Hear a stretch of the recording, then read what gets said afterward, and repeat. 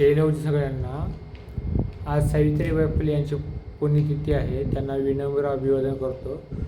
सावित्रीबाई फुले यांनी पहिली मुलीची शाळा काढली तेव्हा पहिली विद्यार्थिनी म्हणून मुक्ता साळवे ही मातंग समाजातील पहिली विद्यार्थिनी होती, म्हणजेच लवजी साळवे यांची पत्नी होती. आता मातंग समाजातील परभणी येथील 10 वर्षाच्या मुलीवर भंगार व्यसनाची वेळ येते आणि तिच्यावर 2 जणांकडून तिच्यावर अत्याचार झालेला आहे. आज विधानभवनामध्ये आमदार अमितजी गोरखे साहेबांनी हा मुद्दा विधानभवनामध्ये मांडलेला आहे. आरोपींना कठोर शिक्षा देण्याची मागणीसुद्धा आमदार साहेबांनी केली आहे. अमितजी गोरखे साहेब, आपले मनपूर्वक अभिनंदन. आपण समाजातील महत्त्वाचे मुद्दे विधानभवनात मांडत आहात.